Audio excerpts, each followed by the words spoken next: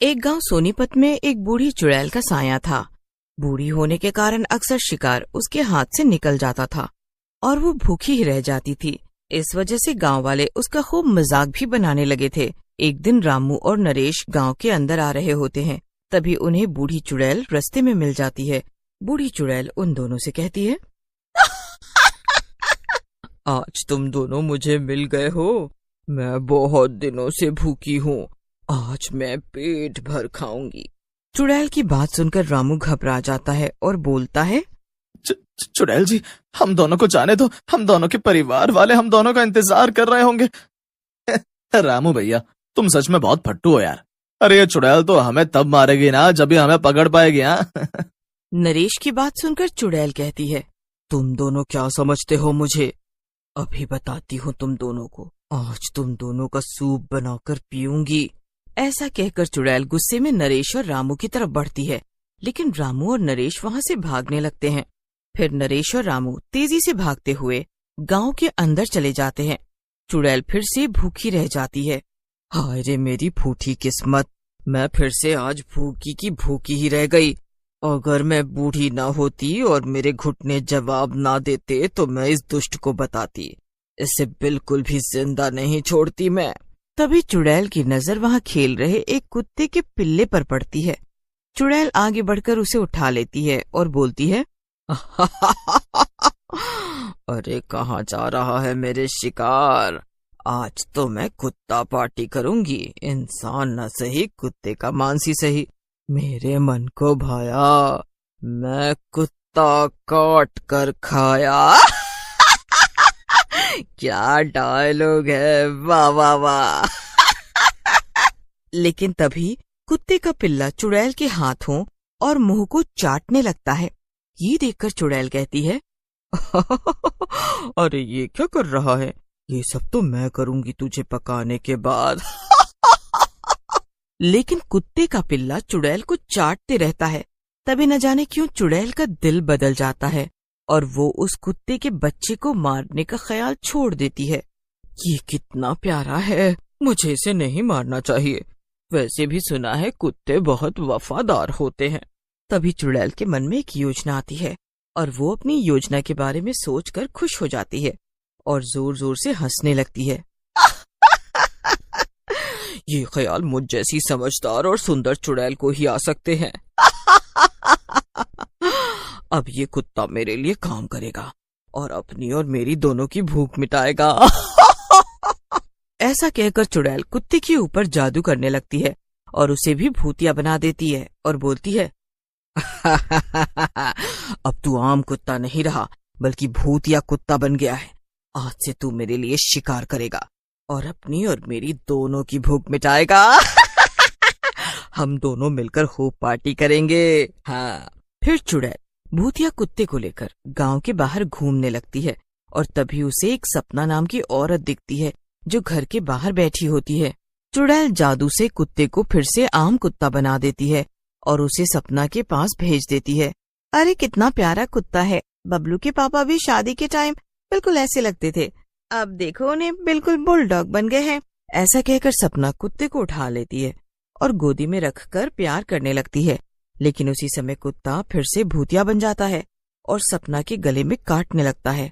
सपना जोर जोर से चिल्लाती है, अरे अरे मर गई रे, ये मनहूस कुत्ते का बच्चा, मुझे काट रहा है, कोई बचाओ, कोई तो बचाओ, नहीं तो ये मेरी जान ले लेगा। हट हट कुत्ते के बच्चे, दूर हट, अरे कोई बचाओ।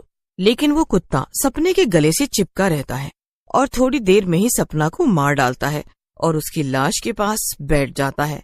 सपना के मरने के बाद चुड़ैल वहाँ आती है और सपना की लाश को देखकर खुश हो जाती है।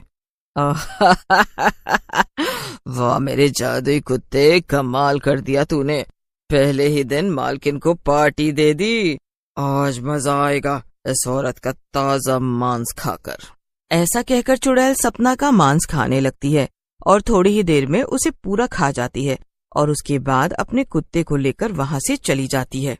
वाह मजा आ गया, कितने दिनों बाद मनपसंद का खाना मिला है। आत्मा तृप्त हो गई है, आज तो खूब सोऊंगी। इतना खाने के बाद नींद भी तो बढ़िया आएगी अब मुझे। उधर गांव वाले सपना की मौत से परेशान हो जाते हैं और उसकी कटी फटी लाश देखकर दुखी होकर सरपंच से कहते हैं, अरे सरपंच जी, न जाने किसने सपना को इस बेरहमी से मारा है। बेचारी का पूरा शरीर खा गया है। न जाने कौन सा दरिंदा था। सही कह रहे हो गांव वालों, हमें सपना की मौत के रहस्य को सुलझाना होगा, लेकिन इससे पहले हमें सपना का अंतिम संस्कार कर देना चाहिए।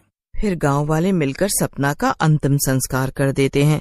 इसके बाद चुड़ैल जब भी भूखी होती वो अपने भूतिया कुत्ते को भेजकर किसी न किसी गांव वाले को अपना शिकार बना लेती। वाह, मजा आ गया। इस भूतिया कुत्ते के बच्चे की वजह से अब मुझे भूखा नहीं रहना पड़ता।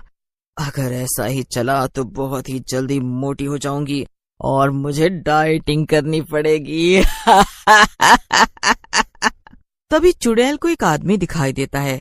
वो अपने बच्चे के साथ आ रहा होता है। चुड़ैल उन दोनों को देखकर खुश हो जाती है और बोलती है,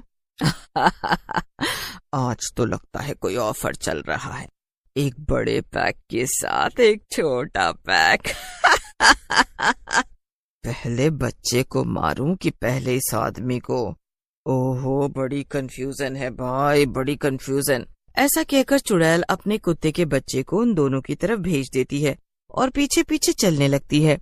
कुत्ता का बच्चा छोटे बच्चे के पास जाता है। ये देखकर बच्चा अपने पिता से बोलता है, पिताजी देखो कितना प्यारा पिल्ला, देखो ये कितने प्यार से मेरा पैर चाट रहा है, इसे घर ले चलते हैं।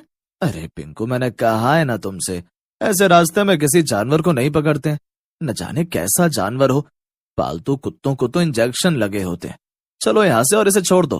अरे पिताजी, आप भी न जाने क्यों घबराते हैं। अरे कितना प्यारा पिल्ला है, ऐसा पिल्ला पूरे गांव में नहीं मिलेगा। चलो ना पिताजी, इसको घर ले चलो। लेकिन इससे पहले पिंकू के पिताजी कुछ बोलते तब तक चुड़ैल वहाँ आ जाती है और बोलती है, हाँ हाँ, सही कह रहे हैं तुम्हारे पापा पिंकू। ऐसे राह चलते जानवर को नहीं छूना चाहिए, न जाने कौन सा भूतिया जानवर हो। चुड़ैल कुत्ते को भूतिया बना देती है। कुत्ता पिंकू पर हमला कर देता है। ये देखकर पिंकू के पिताजी कुत्ते के पिल्ले को पकड़ लेते हैं और पिंकू से बोलते हैं।